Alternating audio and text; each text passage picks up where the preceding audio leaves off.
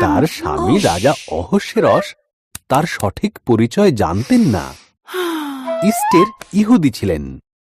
ইস্টেরের ভাই মর্দখয় প্রাসাদে কাজ করতেন আর তার বোনের দেখাশোনা করতেন। সেরসের উপদেষ্টা হামন মস্ত বড় পুরস্কার পেয়েছিল। সে ছিল বড় অহংকারী। মর্দখয় ছাড়া সবাই তার সামনে নতজানু হয়ে অভিবাদন করল। হামন তাতে খুবই অপমানিত বোধ করল।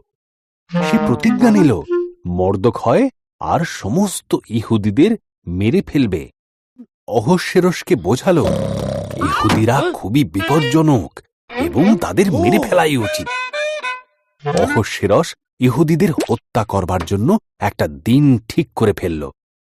তখন মর্দখয় ভীষণ ভয় পেয়ে গেল আর রানী ইস্টেরের কাছে সেই সংবাদ পৌঁছে দিল। মন পরিবর্তন করো, মর্দখয় বলল। ইস্টের উত্তর দিল, উনি না ডাকলে যদি আমি ওনার কাছে যাই তবে আমাকে মেরে ফেলতে পারেন। মর্দখয় তাকে বলল, জীবনের এই মুহূর্তটির জন্যই তুমি হয়তো রানী হয়েছ। এর সাহসের সাথে বলল সে চেষ্টা করবে।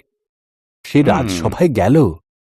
রাজা অহস্যেরস তার রূপে মুগ্ধ হয়ে তাকে আমন্ত্রণ জানালো। ইস্টের রাজাকে জিজ্ঞাসা করল, আজ হামনের সাথে নৈশভোজ করা যায় কি? প্রাসাদের পেছন দিকে এক মস্ত ফাঁসি কাঠ তৈরি করা ছিল। সে মনে মনে ভাবল মর্দখয়কে ওখানেই ফাঁসি দেবে। এমন সময় রাজার নিমন্ত্রণ এসে পৌঁছালো তার কাছে। সেই রাতে নৈশভোজে হামন প্রাসাদে গেল। অহস্যেরসকে বলল, এক পুরুষ আমাকে আর আমার ইহুদি লোকেদের মারার পরিকল্পনা করছে। তিনি জিজ্ঞাসা করলেন, এই কাজ কে করতে পারে?